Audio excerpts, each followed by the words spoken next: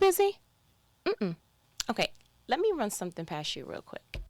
Today I'm going to do something intentionally that I never intentionally tried to do before. And I am just going to word vomit into this phone and just vent and let everything come off that is on. And hopefully we'll get something amazing out of it. We always do. But this time I don't want to be so structured. I just want to speak so freely from the heart and soul that it almost looks like you are literally in sync with my heartbeat at this time. I am in a very, very, very, very, very unique place in life.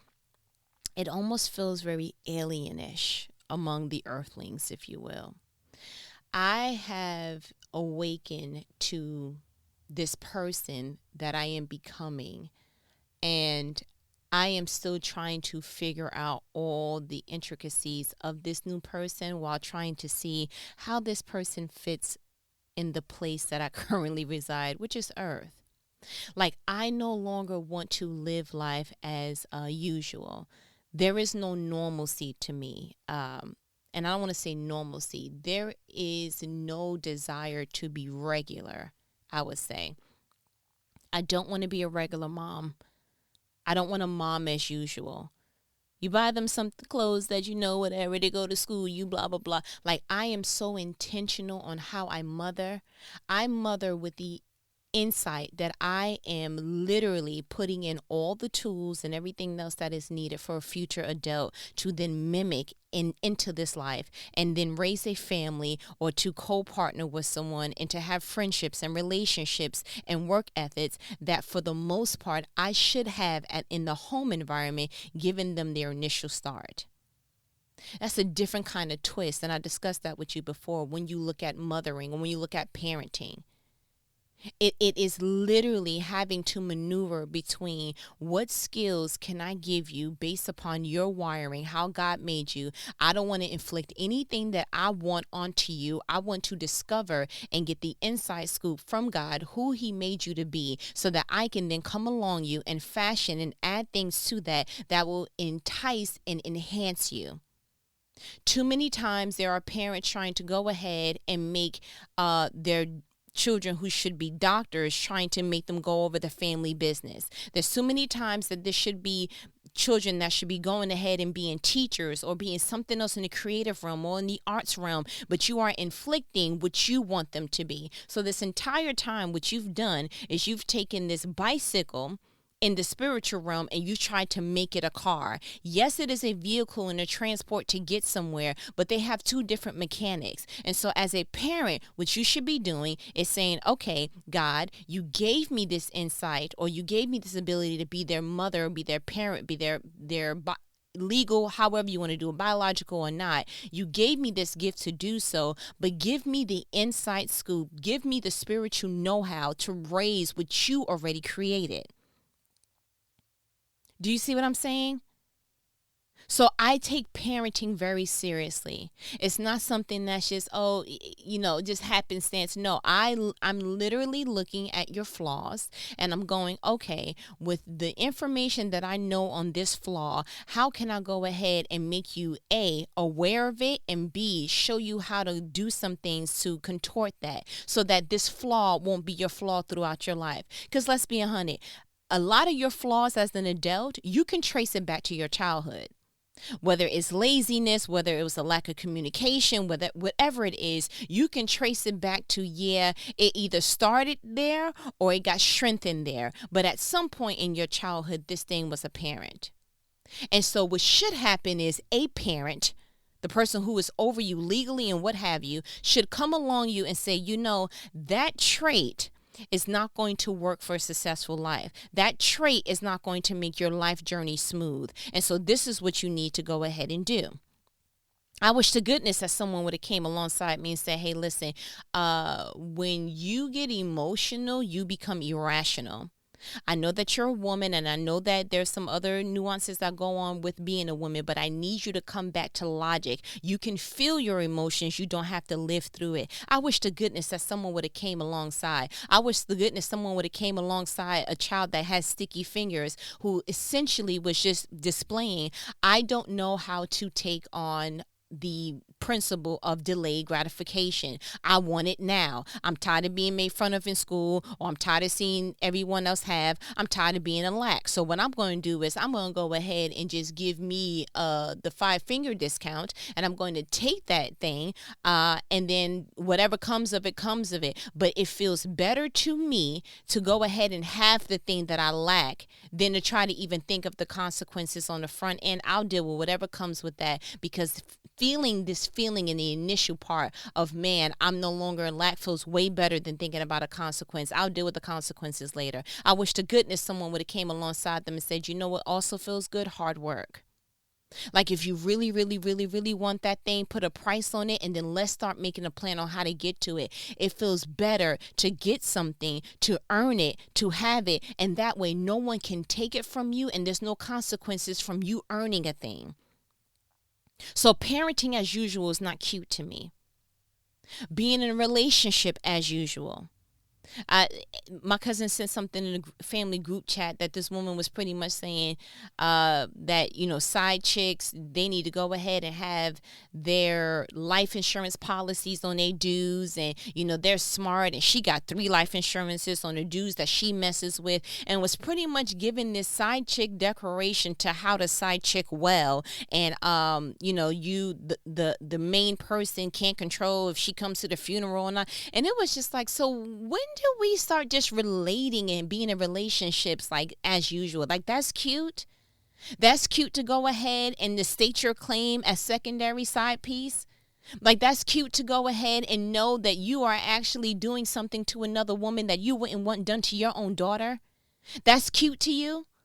That you are influencing and keeping on this trajectory of broken homes, broken hearts, broken anything, and you are contributing to it. Yeah, you can't control what a man does. You can't control what anybody does. Female, dogs, cats, whatever. But when you start adding to that, you are now contributing to someone else's brokenness. And it's perpetual, because you do reap what you sow. You understand? This is not a life that you can go ahead and do what you want, and it's just like, you get a pass on that. No, everything that you do, if you don't experience it in your lifetime, it will go on to the next generation. Read your Bible. It has happened. David did something. He's like, God was like, you know what? I don't really want you building my palace. Have a nice day. You got blood on your hands, bruh. But what I'm going to go ahead and do is I'm going to let your son do it. But because of what you did, the son that you have with Bathsheba will die. So let's just go ahead and do that real quick. And there's been so many other things I'm reading in Kings, First Kings especially, where it's like, man, if somebody did something, God was like, well, either they got the punishment, or the person that was next in line, their next of kin, their next child, the next generation had to go ahead and reap that. That's why it's called generational curses. That's why you should be trying to do your best and having generational blessings. And so I have reached this place where regular is just not regular, especially in the workplace. I am no longer that 19, that 20, that, kind of just take whatever from anybody kind of person anymore. I have gotten too deep into my spiritual walk, too close to God, too deep into my Bible to just live a regular life. I cannot do it. I cannot go into a job and have someone talk to me any kind of way, as you have already experienced firsthand with the last conversations that we had when I was at that last situation. You remember? Was having the most difficult time, because I understand that you have to stand for something. Like, literally, it has to be something that you stand for. And so for me, if it's, listen, I can't control people, but I will control your access to me. I will control how slick you think you getting ready to talk to me. I don't care if it's president of the whomever, prime minister. It does not matter your title. At the end of the day, you still are a human being. And when you're talking to a fellow human being, and it happens to be me, I need you to come correct, because I'm never going to come with disrespect. So I expect not to receive that on the receiving end of it. It's just not something that's okay. And so I'm just like, man, I have one or two choices at this point in my life. I can either try to revert back to, You know what? Let's go back to the non-ruffled feather kind of way where we don't say a little bit of nothing. We kind of blend in, we kind of get over the humps as they come. And we pretty much just, you do the ostrich thing. You look good when it's time to look good. And when something looks too difficult, you bury your head in the sand kind of thing. And I can't do that. I can't do that. I literally had to ask myself, do you realize that becoming who you are is making some aspects of your life a little bit more difficult? And I was like, yeah. But in becoming who I am, I have to eat that. That's something that I have to accept. I cannot suffocate who I'm becoming because I don't yet know how to place her in certain aspects of life. I can't drown who I'm becoming because who I was okay with floating. Floating is cute, but I want some depth when it comes to life. I want to know that I hit some really profound areas in my life where it's like, man, and I feel like I did. And I'm looking and I'm like, I will never be the same. Once I got information on, listen, you should be eating like it's your medicine, like your food is your medicine. Never look that food the same. When I went ahead and had that conversation, TMI, feminine hygiene, and was talking about the different ways that, these regular brands, Always and Kotex, the things that's inside of these pads, and the fact that it's actually manufactured to keep a woman bleeding so that they can keep them depending on these pads. When I went ahead and changed over to those other pads I told you about, the RAEL, and I ordered on Amazon, I never looked at pads the same. When I told you that I am serious about having authentic relationships around me, and I'm okay with my circle looking like somebody put a ballpoint ink dot on the paper, I would rather that than a arena full of people who don't really look out for my well-being, who really don't care about my day-to-day, and who I can't know from a day-to-day what to expect from you. I would rather have a circle as big as a microscopic mustard seed than to have anything bigger than that if it's not authentic. I want to know what to expect from people, and because people know what to expect from me. I don't want perfection. I want consistency. I don't want perfection. I want growth. And I want that in all aspects of my life. And I've realized more than ever where I'm at that becoming me means that I have to stay true to this new wiring. Means that it's going to be some armor that I'm not really used to. And it's okay. David wasn't either when he was about to fight Goliath. But you know what? He had to make sure that he was used to it, that it was something that he was comfortable with. Even if it's not familiar, are you comfortable with it? And so as I'm trying out these new pieces of armor and there's certain things that's in me, and I'm like, I realized that how I handle things, normal people wouldn't. Normal people wouldn't respond to things the way that I do. And it's because I believe in my heart that the way that God wired me, he will not show me a thing that triggers something in me that wants to change something, wants to speak up, wants to advocate on any regard. He will not show me that if he did not want me to speak on it with the intent that he will lead my words. I'm not going about these situations just head on like I'm going to say something to such and such. No, because outside of being felt, I want to be heard. And I know that the only way to really get true, authentic communication is to go ahead and go to the God that created it in the first place. I am clear that I do not handle things regular. And while I was almost getting ready to start beating myself up behind that, God was like, do me a favor, go to Ruth real quick. And I was like, okay. He was like, because the worst thing that the enemy can ever make you think is that you're becoming something that doesn't fit where you're going. No, you are becoming exactly who you need to be for the plan that I have for your life.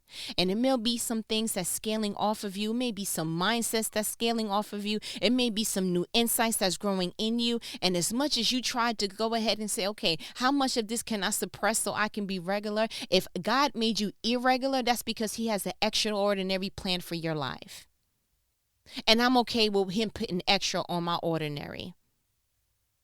And so Ruth 1, man, this is mind blowing. So this is pretty much talking about when I'm going to give you just a backdrop real quick before I go to the verses that I want to read. But pretty much this man was from this land. Okay, great. He was from Bethlehem in Judah. He left his home because there was a severe famine there. And so he took his wife and his two sons, and his wife name was Naomi, and his name is Emelech. And he had two sons, and so they went ahead and they went to a land and they said, okay, we're going to go ahead and settle here. So little bit after, doesn't really give a time frame, but after they get there, he died. And so now the woman is there just with Naomi. She's there just with her two sons, but then the two sons go ahead and they marry Moabite women. And so one married a woman named Orpah, which is, sidebar, I think scrambled letters for Oprah, low key, but I digress. So one married a woman named Orpah, and then the other married a woman named Ruth. And then about 10 years, a whole decade after, both of the sons died. And so initially at the end left Naomi alone without her husband, without her two sons, and these two decade new daughter-in-laws, right? So I want to go ahead and read from Ruth 1, verse 6. Let's start there. And I read in the NLT version. So then it says, then Naomi heard in Moab that the Lord had blessed his people in Judah by giving them crops again. Yay, sidebar, which is good because what she knew about 10 years ago plus, it was a famine there. That's why they had to leave in the first place, right? You following? Cool. So Naomi and her daughters-in-law got ready to leave Moab to return to their homeland. 7. With her two daughters-in-law, she set out from the place where she had been living, and they took the road that would lead them back to Judah. 8. But on the way, Naomi said to her two daughters-in-law, go back to your mother's home, and may the Lord reward you for your kindness to your husbands and to me. 9. May the Lord bless you with the security of another marriage. Then she kissed them goodbye, and they all broke down and wept. 10. No, they said, we want to go with you to your people. 11. But Naomi replied, why should you go on with me? Can I still give birth to other sons who could grow up to be your husbands? No, my daughters, return to your parents' home, for I am too old to marry again. And even if it were possible and I were to get married tonight and bear sons, then what? 13. Would you wait for them to grow up and refuse to marry somewhere else? No, of course not, my daughters. Things are far more bitter for me than for you, because the Lord himself has raised his fist against me. 14. And again, they wept together, and Orpah kissed her mother-in-law goodbye. But Ruth clung tightly to Naomi. 15. Look, Naomi said to her, your sister-in-law has gone back to her people and to her gods. You should do the same. 16. But Ruth replied, don't ask me to leave you and turn back. Wherever you go, I will go. Wherever you live, I will live. Your people will be my people, and your God will be my God. 17. Wherever you die, I will die, and there I will be buried.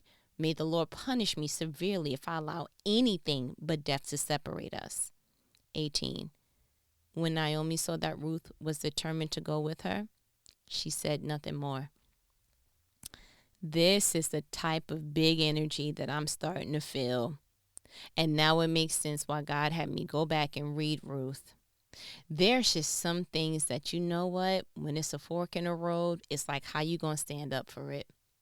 When there's a fork in the road, you do have the opportunity to be regular, but then you know what? The regular path doesn't lead to Boaz.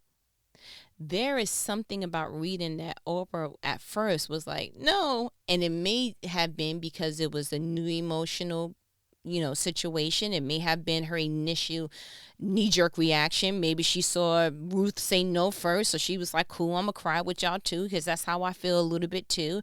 And then when it was like, no, let me show you the reality of this road that you're so determined to go on. There are no sons. Okay, you're going to be with me, and I can't have no kids. And even if I could have kids, if they grew up today, what you going to do? You're going to wait? And so just know that this road that you're about to take is going to require some waiting, okay, great? It's going to be scarce because there may be other people that you can go ahead and marry, but you choose to go ahead and do this route. This is what it entails. And I love the fact that Oprah stay true to herself.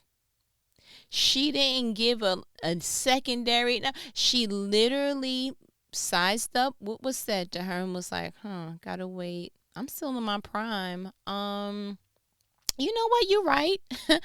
I ain't even gonna hold you. It's been real. We had like what, 10, 12 years together? Yeah, you know what? And I appreciate that. You already gave me the blessing on my next marriage. So thank you so much. And hug you. I would tell you to write, but I don't know where you're going. So I'm going back over here because where I came from, I have an idea of what to expect.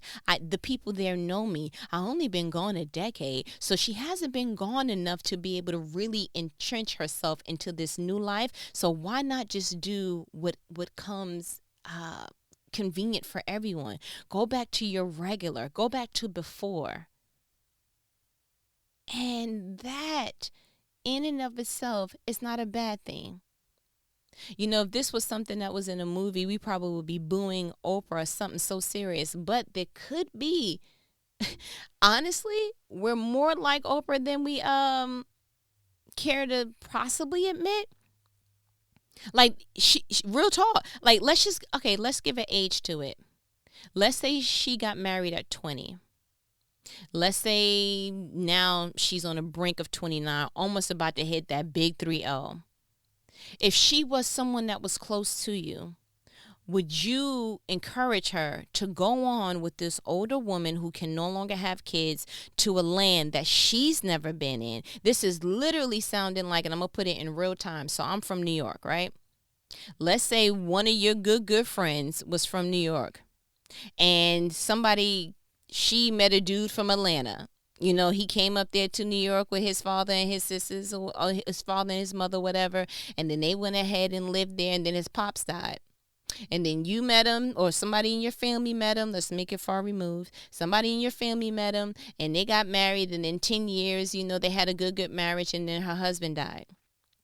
And then it was like, oh, okay. So the mother-in-law was like, listen, I'm not from New York. I'm from Atlanta. I'm getting ready to go back home. And so your family is like, hey, I think I'm going to go with old girl to Atlanta. It's like, huh? No, you not. Bro, or your family is here. What are you doing? No. You don't even know. You don't even know her like that. I mean, you knew her as mother-in-law, but like to go back to Atlanta, to a land that you've never been to family that you don't even know. We don't even know if your needs will be taken care of. Like, bro, don't do that. You see how when you zoom out, it does make more sense, and it's not like, oh, she was foul for that. Like, no, real talk. I mean, you're not even 30. You're still in your prime. It's many of men out here. Like, seriously, go on any dating site. Like, how you want to do it? And so what Oprah did in and of itself wasn't a bad thing. She just resumed the life that she already had. But there's something about that Big Ruth energy. Something about that Big Ruth energy. Because the fact that Naomi was able to say, see, once Oprah left, she's leaving. Why don't you just go ahead and go? Look, she said in verse 15, look, Naomi said to her, your sister-in-law has gone back to her people and to her gods. You should do the same. Why is it okay to instruct someone to do something based on what someone else has already done? Why is it okay? And that was one of the major struggles that I was having at that job. Why is it okay that when I'm telling someone, hey, this person speaks disrespectfully, that the advice from superiors was, yeah, that's just the way she is. You just have to accept it. Who? I'm sorry, I hate to turn into an owl, but who? No. It's above my pay grade. Absolutely not. I don't have to take anything that anybody's saying because y'all chose that, because the people that sat in this seat prior to that, because the people that still currently sitting in their seats just went ahead and just was okay with that line of thinking. You just expected that anyone else who came into this new arena that you're just going to have to adapt to that too. Who? Oh, no, see, I'm sorry. Do not advise me to go somewhere, to land somewhere, to continue on in a thing based upon what everybody else decided to do. Don't give me that Oprah mindset. Don't give me that, but this is the regular thing. But this is, it's just this is a regular Tuesday. Well, these Tuesdays don't work for me. And if she don't change these Tuesdays, I'm going to have to change up quick, fast, in a hurry. Okay? Faster than a New York minute. Have a nice day. But the fact that I love that Ruth stood up for herself. Her reply literally was so strong and was so drenched in her truth and her wiring that she told Naomi in her own way, don't you tell me what to do. Don't you tell me to go against my wiring. I don't care where you go. If I said that I'm going to go, then this is what I'm going to do. But she told her it in such a strategically awesome, just stand in that sand, Ruth. Put 10 toes down in that thing. I'm getting so excited. Really to be like, no, you don't get to tell me how I live the rest of my life. You don't get to tell me how I want to go ahead and do this thing. If I said I was going to do something, then I'm a woman of my word and I'm going to do it. So this is what I'm going to do. And she gave it to her so strong that the Bible says that Ruth had nothing else to say. Ruth was like, you know what? Okay. If that's how you want to go ahead and do. But you know what the beauty of it is? It took that kind of mindset to get the blessing that came after that. I want you to understand that the way that you think, the way that you are wired, you absolutely cannot afford not to continue to follow that and live in that and to really hone in on it, because you will miss out on the thing that God has for you. Notice Oprah didn't get nobody's Boaz. If you go on and read the rest of the story, we don't even hear about her anymore. That last little kiss goodbye, have a nice day that she did with Naomi is the last that we know of her. We only know of her name because of the fact that she married one of Naomi's sons and that she was around for maybe about, 10 years or so. But that's all we know. We don't know anything else about her accomplishments. We don't really know her age. We don't really know too much. But you know what we know about Ruth? That she is in the bloodline of Jesus. Yes, that Ruth literally is in the bloodline of Jesus. That Ruth literally, you can't say Boaz without going ahead and attaching Ruth to that. That there was some things and some wiring that Ruth was able to do because of the way that she is. Ruth was a hard worker. She went out and did some things. Nobody asked her to do anything. She was like, I'm going to go ahead and I'm going to just start collecting some stuff for us. Even if I got to get the scraps of whatever it is. Read the rest of Ruth. You would just be like, yo, real talk, Ruth is cut from a different cloth. And when you know that you're cut from a different cloth, you will be doing yourself a disservice by trying to be regular. You're not Oprah. You're Ruth. You're Ruth. And as long as you don't live a Ruth life, you will never get a Ruth result. I need for us to start looking at our wiring and say, you know what? It may not look like everyone else.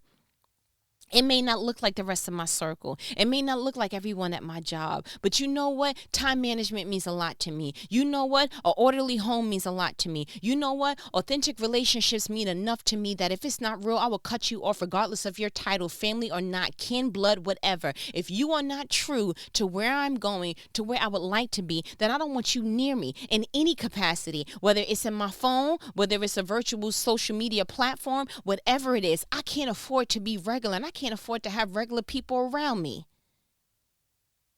That's how strong and becoming who you are becoming should mean to you. Regular is always an option. Do something different. You want to see something you never saw before? Tap into who you are becoming. Who are you becoming? Are there some nudges that you like, yo, 10 years ago, this didn't really bother me. 10 years ago, I didn't have this mindset. 10 years ago, I wasn't thinking this in a native way, in this creative way, in this creative capacity. I wasn't thinking long term. I wasn't thinking generational. 10 years ago, I was thinking just about now and a few moments from now. But now when I'm thinking, if I can't see that it's a long term reward in that, if I can't plant a seed now and keep continuing to reap it, if it's just something that's just temporal, then I don't want it. I don't want no coffee bean blessings. Well, I get this buzz for a time frame, and then after that, it fizzles out, and then I crash. I don't want that. I want mustard seed. You know why the Bible says you have to have a mustard seed size faith? It's because for that seed to be so small, it is one of the largest trees ever when it grows. I need you to take the seed of who you're becoming. I need you to get to the soil that God is trying to get you to get to. I need you to let that thing take root. I need you to water it, and I need you to go ahead and guard that, because when this thing grows, you will be so proud of yourself. You will be so fulfilled. You will be so enriched that you took the Ruth path instead of Oprah. Please don't shortchange yourself because it makes logical sense in the moment. Please don't shortchange your future because you can't see further than what's going to happen this week or today. It is an uncomfortable place sometimes, but anything that's new is uncomfortable. Just because you had that social security number for as long as you've been spelling that name for as long as you spelled the name, that you had your birthday for as long as you have your birthday, doesn't mean that there are new things coming from you and that God is constantly pruning you and you're growing and he's pruning you and he's growing. Read Matthew. Like God is a perfect gardener. And the reason why you like, man, I just feel like every now and again, like something subtle but abrupt happens inside of me, and I need to be paying attention to that. And every time I try not to, I regret it. You may all of a sudden wake up one day and say, this career path ain't it. It doesn't spark joy. It doesn't bring fulfillment. This relationship can't continue this way. We need to go ahead and change it and do something different. I don't know if we need to go on a resort or whatever needs to be done, but we got to do something. I can't keep family in like this. Family has to change. I got to go ahead and do something different, or I'm going to have to start doing something different. I can't keep spending money that way. This has to do, and then you just start looking at your life and you like, I don't want to be regular no more. Get this off of me. Get it off of me. I don't want to be regular no more. Who thinks like that? Do you think like that? Because I've begun thinking like that, and I can go ahead and tell you, it is a very lonely place because there's a lot of regular people out here. A lot of regular people. How do you continue to do something that you know that's not working? How do you continue not to take chances because you want to go to what you're used to? How do you continue to play it safe? How do you continue to do that knowing that this Bible that we read says abundance, that Jesus did that gruesome thing that he did on Calvary so that you can live a life better than anyone ever has, that he put a special assignment, God put a special imprint on you for you to do something that nobody else has done. And yet, you chose safe and regular. My challenge to you is that you no longer smuggle the voice of greatness inside of you. That you start opening up the boxes, the inboxes, the email that God has been sending you in your soul to say, if you open that, I would change your life. If you were to read some of what I'm trying to do to you, I would change your life. That you would be bold enough to allow God to change your life. Are you bold enough to allow God to change your life? It's not always going to be comfortable because regular is comfortable. One size fits all is, close but no cigar, but close enough, right? Who wants a one size fits all blessing? Not I, said the cat in the hat. I'm going to go ahead and raise my hand on that one. That's my challenge to you. Become who you're becoming. Because I'm becoming me. Oh, I'm becoming me.